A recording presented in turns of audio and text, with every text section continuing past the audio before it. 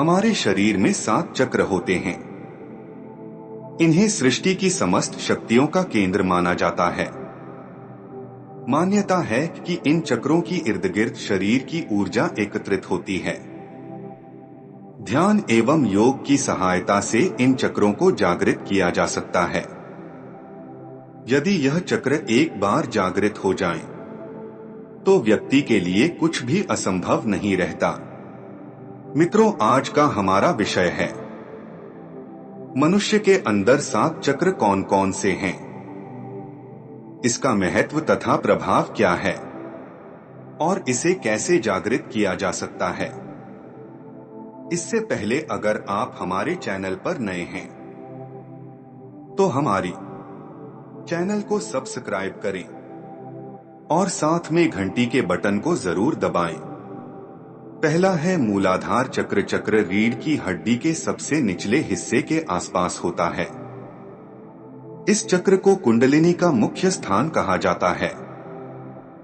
इसका एक और नाम मंडल भी है। उगते हुए सूर्य के समान स्वर्ण वर्ण का होता है। भौतिक रूप से सुगंध और आरोग्य इसी चक्र से नियंत्रित होते हैं। आध्यात्मिक रूप से यह चक्र धर्म, अर्थ, काम और मोक्ष को नियंत्रण करता है। व्यक्ति के अंदर अत्यधिक भूखी और आध्यात्मिक इच्छा इसी चक्र से आती है। जिनके जीवन में भोग, संभोग और निद्रा की प्रधानता है, उनकी ऊर्जा इसी चक्र आती है। मनुष्य तब तक पशु समान है जब तक कि इस चक्र में जी रहा है। इसीलिए भोग, निद्रा और संभोग पर संयम रखते हुए इस चक्र पर लगातार ध्यान लगाने से यह चक्र जागृत होने लगता है।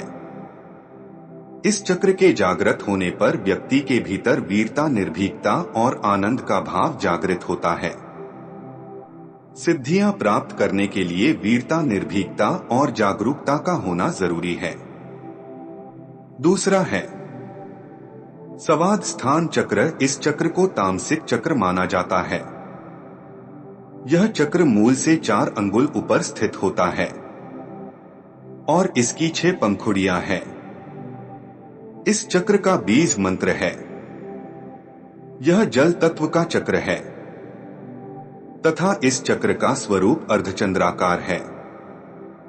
इस चक्र से निम्न भावनाएं नियंत्रित होती हैं। अवहेलना, सामान्य बुद्धि का अभाव, आग्रह, अविश्वास, सर्वनाश और क्रूरता आदि इसी चक्र से व्यक्ति के अंदर काम और उन्नत भाव जागृत होता है। अगर आपकी ऊर्जा इस चक्र पर ही एकत्रित है तो आपके जीवन में आमोद प्रमोद, मनोरंजन, घूमना फिरना और मौज मस्ती करने की प्रधानता रहेगी। यह सब करते हुए ही आपका जीवन कब व्यतीत हो जाएगा, आपको पता भी नहीं चलेगा। जीवन में मनोरंजन जरूरी है, लेकिन मनोरंजन की आदत अच्छी नहीं होती। इस आदत पर नियंत्रण रखकर चक्र को जागृत कर सकते हैं। इसके जागृत होने पर क्रूरता, आलस्य, प्रमाद, अवज्ञा, विश्वास आदि दुर्गुणों का नाश होता है। दूसरा है मणिपुर चक्र। चक्र नाभि के पीछे रीढ़ की हड्डी पर स्थित होता है। यह पंखुड़ियों वाला होता है तथा इस चक्र का बीज मंत्र है। इस चक्र की आकृति त्रिकोण है और लाल है। ऊर्जा का सबसे बड़ा केंद्र है। यहीं से सारे शरीर में ऊर्जा का संचरण होता है। यह अग्नि तत्व को नियंत्रित करता है और गुणों से संपन्न है। सारे शरीर पर पड़ने वाला प्रभाव सीधा मणिपुर चक्र पड़ता है। जिस व्यक्ति की चेतना यहाँ एकत्रित रहती है, उसे काम करने की धुन सी रहती है। ऐसे लोगों को कर्मयोगी कहते हैं तथा यह लोग दुनिया का हर कार्य करने के लिए तैयार रहते हैं। अपने कार्य को सकारात्मक आयाम देने के लिए इस चक्र पर ध्यान लगाकर चक्र जागृत होती है। इस चक्र के जागृत होने से तृष्णा, शारी दूर हो जाते हैं। मूल रूप से आत्म शक्ति प्रदान करता है। अनाहत चक्र हृदय की बीचों बीच वीर की हड्डी पर स्थित होता है। इस चक्र में 12 पंखुड़ियां होता है तथा इस चक्र को सौरमंडल भी कहा जाता है। इसका आकार षटकोण है और इसका वर्णन हल्का हरा है। इस चक्र का बीज मंत्र या है। इस चक्र से निम्न प्रकार की वृद्धि अनियंत्रित होती है: आशा, चिंता, चेष्टा, ममता, दंभ, विवेक, अहंकार आदि। इस चक्र पर गुरु ध्यान और प्राणायाम करना अद्भुत परिणाम देता है। आध्यात्मिक दृष्टि से यहीं से साधक के सतोगुण की शुरुआत होती है। इसी चक्र से व्यक्ति की भावनाएं और अनुभूतियों की शुरुआत होती है।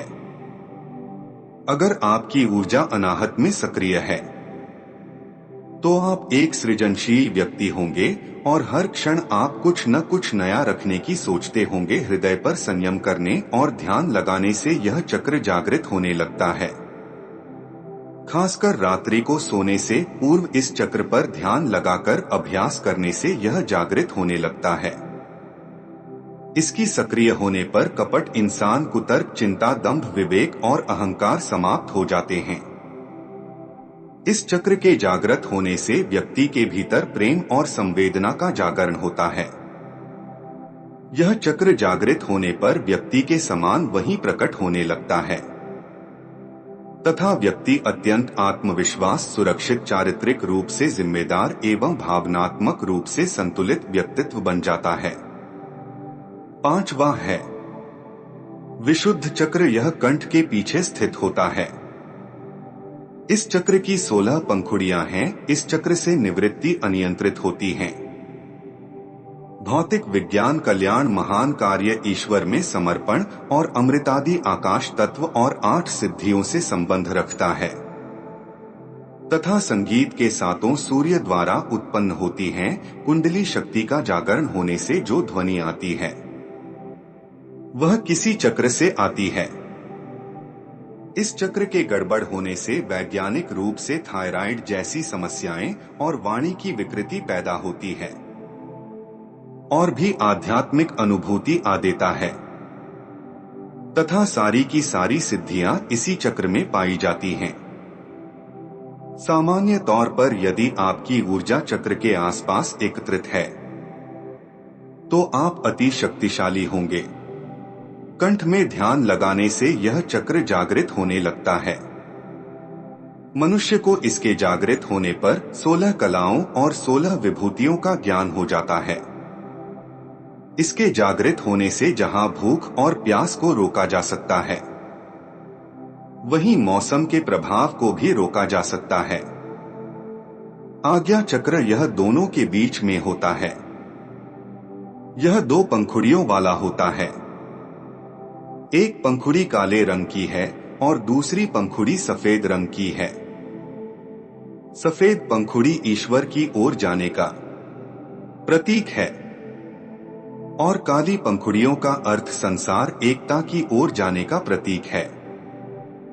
इस चक्र के 2 अक्षर और 2 बीज मंत्र और चाहे इस चक्र का कोई ध्यान मंत्र नहीं है क्योंकि यह 5 तत्व और मन से ऊपर होता है।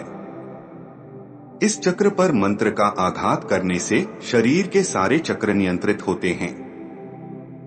इस चक्र पर इड़ा, पिंगला और सुषुम्ना आकार खुल जाती हैं और मन मुक्त अवस्था में पहुंच जाता है। सामान्य तौर पर जिस व्यक्ति की ऊर्जा यहाँ ज्यादा सक्रिय होती है ऐसा व्यक्ति बौद्धिक रूप से संपन्न, संवेदनशील और तेज दिमाग का बन जाता है, लेकिन वह सब कुछ जानने के बावजूद मौन रहता है। डी के मध्य ध्यान लगाते हुए साक्षी भाव में रहने से यह चक्र जागृत होने लगता है। यहाँ 5 शक्तियाँ और सिद्धियाँ निवास करती हैं। इस आज्ञा चक्र के जागरण होने से यह सभी शक्तियाँ जाग पड़ती हैं और व्यक्ति एक सिद्ध पुरुष बन जाता है। सहस्रार चक्र यह मस्तिष्क के सबसे ऊपरी हिस्से अर्थात जहां चोटी रखते हैं वहां पर स्थित होता है। यह सहस्त्र पंखुड़ियों वाला होता है और बिल्कुल उजली सफेद रंग का है। इस चक्र का ना तो कोई ध्यान मंत्र है और ना ही कोई बीज मंत्र। इस चक्र पर केवल गुरु का ध्यान किया जाता है। कुंडलिनी जब इस चक्र पर पहुंचती है तब जाकर वह साधना की पूर्णता पाती है और मुक्ति की अवस्था में आ जाती है। इसी स्थान को तंत्र में काशी कहा जाता है तथा इस स्थान पर सद्गुरु का ध्यान या कीर्तन करने से व्यक्ति के मुक्ति मोक्ष का मार्ग सहज हो जाता है। यदि व्यक्ति यम नियम का पालन करते हुए यहाँ तक पहुँच गया तो वह आनंदमय शरीर में स्थित हो जाता है।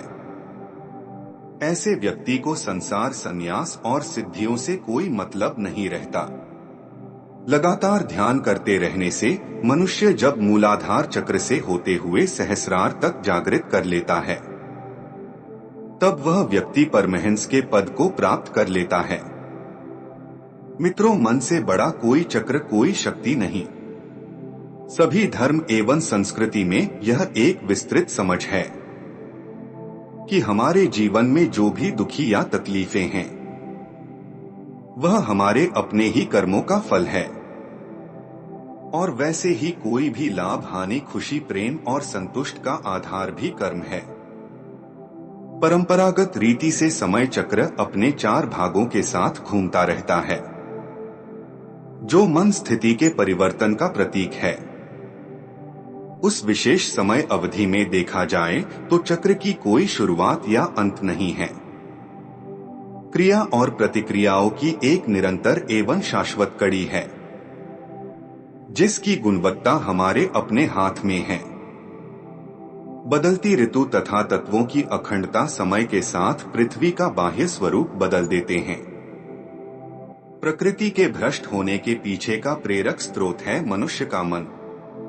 जब मनुष्य का मन शुद्ध, पवित्र और उसकी सोच होती है तब पृथ्वी भी सुदृढ़ और कब्ज होती है। इसके विपरीत जब मनुष्य की सोच अशुद्ध और नीच होती है तो पृथ्वी का अस्तित्व भी प्रदूषित और भ्रष्ट हो जाता है।